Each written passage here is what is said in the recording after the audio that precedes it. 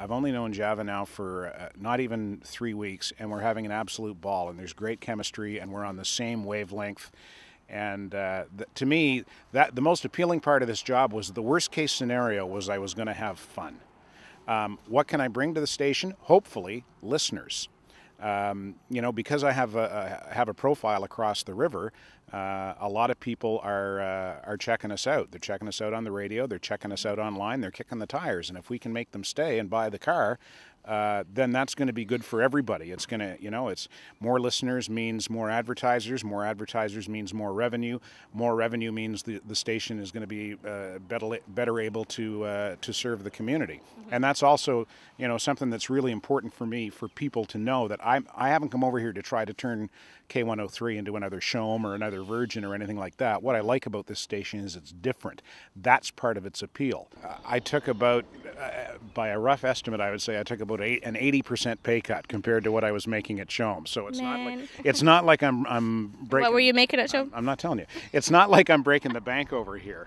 There will come a time within the next year that the management at K103 will decide whether or not they got what they paid for with me. Mm-hmm. And if they didn't, then I'll be coming for your job. You can have my job. All right. So 5:30 to 10, just in case you haven't caught it, anyone in Kahnawake that doesn't know who Ted is, well, now you do, and hopefully this interview did that justice. So thank you very much, and we look forward to hearing you on air here at K103. Thanks, Regan. Ona. Anna. Don't go away. We'll be right back with more here on Sawenna Aoriwa.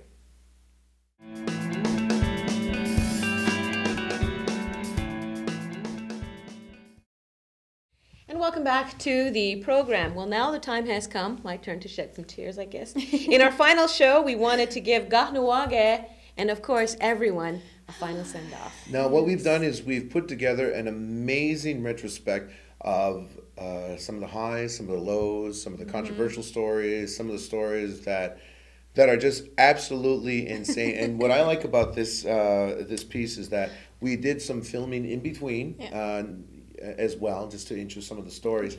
We had 2 days in which we did some filming. One day sunny, the next day was freezing. Take a look at Regan's hair, by the way. I'm just going to say. She wants to, because her hair is always fixed, it's styled. There's about 30 or 40 people who come in just to make this happen. So, unfortunately, all I had was like an old comb, and, our cameraman, Andy, said, well, I got gel. And so we worked with what we could. But it's a lot of fun, and over the past couple of years, 8. Almost eight. Certainly, one thing is it's taken a team. It's taken a team, but it's also taken a lot of hair gel, because there's a lot of hairstyles that have changed over the past couple of years. Oh my God! You may see them all as we look, and there's been so much that we've covered and so many moments that we've captured throughout the years. Here's to the past, present, and future. Look at Kahnawake. Regan. We're at reception at Mohawk Council. Yeah. Who have you made fun of on council over the few years? You mean who have I heckled? Yeah, heckled. Who have I heckled? Yeah. Okay. I don't know if I ever heckled anybody. I've never heckled anybody on council.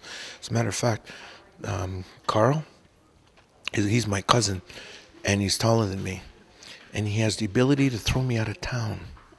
I wonder if there's any chiefs that actually like me. I think there's probably a few. At one time through these 8 years, maybe some of them are not on council anymore. Maybe some of them are. I'm sure there's some that are like, thank God she's leaving. Yeah. Only I'm not. But that's another story. Yeah. By the way, here's a look at some of the more controversial stories that we've had over at Sawenna Aoriwa. They're a doozy. There's something else. A new proposal for a land-based casino in Kahnawake is being developed by Dewaduni Zakta, almost a decade after the idea was narrowly defeated in a 1994 community referendum. With 3 casinos already operating in the province of Quebec, Dewaduni Zakta is conducting a market study to see if a 4th casino here in Kahnawake is viable. Sir, do you think we should have a casino in Kahnawake? Yeah, create work, that'd be good. Personally, I think there shouldn't be a casino. And why do you think that? I don't know, gambling and everything it involves, and I don't know, might even bring violence or whatever. I don't think we need this in Kahnawake. How do you feel about the recent federal court decision to hold a 90-day by-election within your community? Well, obviously I'm very satisfied. It's what we had asked the court to do, and they've agreed, and I think everybody realizes that it's a pressing issue, and in order to break the deadlock, we have to have that by-election. My preferred option would still be to conduct general elections, get out of this mess, start over fresh with a new council. At least at the bare minimum, we'll be able to break the deadlock. The Kahnawake Community Consultation Service has reported that based on input from the community and the elders, that Kahnawake Rona do not want to be more inclusive in the membership law. In order to be eligible, you had to have 3 great-grandparents on either side or on both sides. After meeting with the elders on at least 2 occasions to clarify that, they said that no, the intent was that there should be at least 4. My opinion, it should be that we have 4 ancestry, 4 grandparents. If they make it like that, then how many people in town have like 5 great-grandparents in this town? After weeks of talks, debates, and information overload, a vote sealed the fate of the proposed land-based casino. We had 4,516 eligible voters for today. We had 1,665 people who cast ballots. We had 4 spoiled ballots. So the eligible voters is 36.5%, which is really, really good. For the no side, 947 votes. And the yes side, 718, so the no's win. A task force was established and it contracted out the Montreal Police Service to investigate allegations made by members of the Kahnawake Peacekeepers that officers within the force, as well as high-ranking employees within the Mohawk Council of Kahnawake, obstructed justice and interfered in carrying out the investigation into the still. Through the Peacekeepers, they allege that Mohawk Council is closely linked, information is shared on a day-to-day basis, so on and so forth. And like I said, it's based on fact, this report, and none of that shows to be true within the report.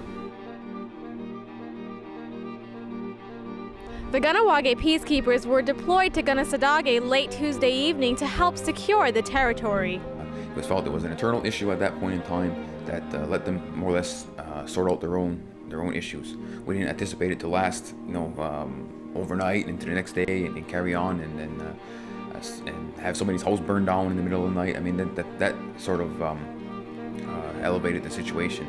Certainly, if there was going to be some type of intervention by another police force, such as SQ or RCMP, that would certainly just make the situation much, much worse. The thing about that case is that we investigated, we being Kahnawake Peacekeepers, investigated the arson, investigated all the vandalism and the mischief that took place outside the barricade of the Kanesatake police station. There was it one person that basically took the fall for the fire, maybe, and several others had mischief charges laid against them. And part of their condition of their arrest was that they had to leave the community.